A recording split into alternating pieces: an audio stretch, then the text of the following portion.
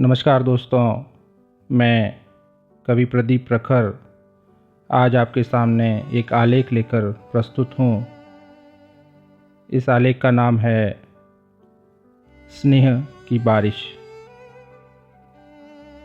दोस्तों, स्नेह या प्यार को पैसों से नहीं खरीदा जा सकता। ये तो मन के भाव होते हैं जो दिल से दिल तक पहुँचते हैं।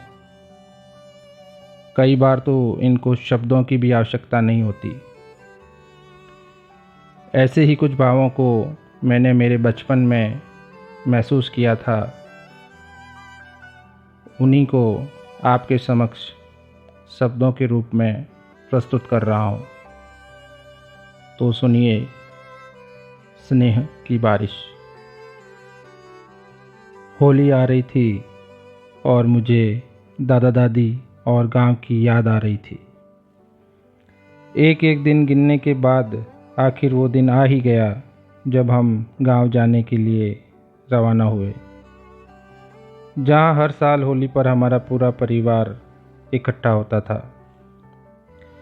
ये त्यौहार होते ही इसीलिए हैं कि इसी बहाने परिवार और समाज के लोग इकट्ठा हों और अपने आपसी मतभेद भुलाकर हंसी खुशी से जीवन जिएं। परंतु आज के इस आधुनिक परिवेश में त्योहारों की महत्ता खत्म सी हो रही है और यही हमारे समाज के विघटन का एक कारण है। गांव के चौराहे पर हमारी बस रुकी। मैंने देखा दादी वहां खड़ी हमारा इंतज़ार कर रही थी और हम दौड़कर दादी से लिपट गए। दादी हमारे गालों को चूम रही थी, सर पर हाथ फिरा रही थी। मैंने दादी के चेहरे की ओर देखा, तभी आंसू की एक बूंद उनके चेहरे की झुर्रियों से लुढ़कती हुई मेरे माथे पर आ गिरी। ये उनका हमारे प्रति स्नेह था जो उनकी आंखों से बरस रहा था। ये थी उनके स्नेह की बारिश। दादा दादी गांव में अकेले ही रहते थे। उनका मन गांव में ही लगता था। कितनी बार ही पिताजी ने कहा हमारे साथ शहर में रहो, लेकिन दादी का एक ही जवाब होता था, मेरे घर और गायों की देखभाल कौन करेगा, हम तो यहीं पर खुश हैं। और हो भी क्यों ना, गांव की शुद्ध आबो हवा, आपसी प्रेम, सम्मान और अपनी पहचान को कौन छोड़कर आना चाहेगा। वैसे भी शहरों की हालत तो किसी से छुपी है नहीं। यहाँ तो पड़ोसी पड़ोसी को नहीं जानता। दादा के आंखों की रोशनी चेचक की बीमारी में चली गई थी, लेकिन दादी ने कभी भी इस बात का विपरीत असर परिवार पर नहीं पड़ने दिया। खुद को संघर्षों की भट्टी में झोंक दिया और अपने बच्चों को एक ऐसे मुकाम पर पहुंचा दिया जहां से वो आगे की राह खुद बना सकते थे, और वो उन्होंने बनाई भी।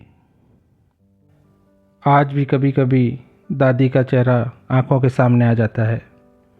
वो छोटी छोटी सी आंखें, वो मुलायम सी नाक, वो चेहरे पर अनगिनत झुर्रियाँ जो उनके अनगिनत संघर्षों की निशानियाँ थी। खुरदरी हथेलियाँ जो वर्षों तक दिन रात की मेहनत से मुलायम से सख्त हो चुकी थी। उनके उन सख्त हाथों का एहसास आज भी मुझे याद है। छोटा कद, पाँव में मोटे चांदी के कड़े और हाथ में कांच की चूड़ियाँ, सर पर बोर, पतली सी गुथी हुई चोटी, और घाघरा और चुनरी में तो सच मानो एक कठपुतली सी लगती थी मेरी दादी। और उनकी वो बिना दांतों वाली नवजात शिशु सी हंसी को याद करके तो आज भी मेरे चेहरे पर मुस्कान आ जाती है। और जब भी मैं उनकी मुलायम नाक पर हाथ फिराता तो वो मुस्कुराती हुई माँ से कहती, देख बहू, ये मुझे फिर परेशान कर रहा है। और माँ भी मुस्कुरा कर रह जाती, जानती थी ये दादी पोते का रोज का खेल है। खाने दो बच्चों को, यही तो उम्र होती है खाने की, क्यों बच्चों को डांटती रहती हो। आज फिर दादी ने हमारी माँओं को डांटा। वैसे इसमें हमारी माँओं का कोई दोष नहीं था, क्योंकि अगर सबको खाना खिलाने के बाद खुद के लिए खाना ना बचे और फिर बार बार मिट्टी के चूल्हे पर लकड़ियाँ जला के खाना बनाना पड़े तो गुस्सा आना वाजिब ही है। होली आके जा चुकी थी और दादी के घर की दीवारों पर होली के रंगों के निशान नज़र आ रहे थे। कच्चा फर्श रंगों के पानी से गीला हो चुका था, पर दादी के चेहरे पर कोई सिकन नहीं थी, क्योंकि उनकी सूनी जिंदगी में कुछ पल के लिए रंग जो बिखर गए थे। बोलती थी, बच्चे आए हैं तो मेरा घर घर लगने लगा है, अब सब चले जाएंगे तो कौन बिखेरा करेगा, ये सब तो मैं ठीक कर लूँगी। मैं सोच रहा था दादी घर तो वापस संवार लेगी, पर उनके बिखरे मन को संवरने में समय लग जाएगा। आज दादी हमको गांव से 3 कोस दूर रेलवे स्टेशन पर पैदल छोड़ने आई है। सबने कहा आप मत चलिए, हम चले जाएंगे, लेकिन वो तो सबसे आगे रवाना हो गई। बोली, तुम लोगों को रास्ता कौन बताएगा। और बात भी सही थी, जीवन भर माँ बाप ही तो बच्चों को सही रास्ता बताते हैं। वैसे ये उनका बहाना था, वो तो कुछ पल और हमारे साथ गुजारना चाहती थी। पूरे रास्ते दादी भारी मन से चुपचाप आगे आगे चलती रही। दादी आज उदास थी, शायद सोच रही थी कि अब उनका भरा भरा घर खाली हो जाएगा और वो वापस अकेले हो जाएंगे। दादा दादी अपने बच्चों के परिवारों के बीच की एक मजबूत कड़ी होते हैं।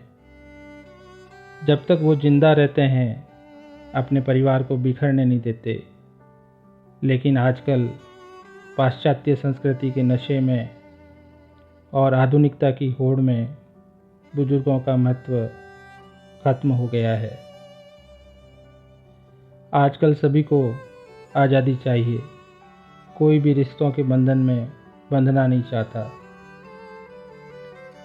संयुक्त परिवारों के खत्म होने से रिश्तों का महत्व समझ आना ही खत्म हो गया है।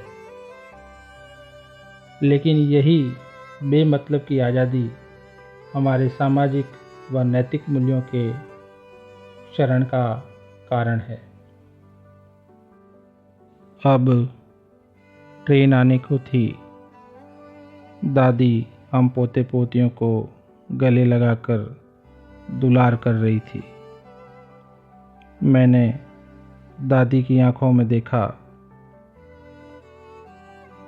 मोती जैसे आंसू आंखों से झर रहे थे, मानो बारिश हो रही हो।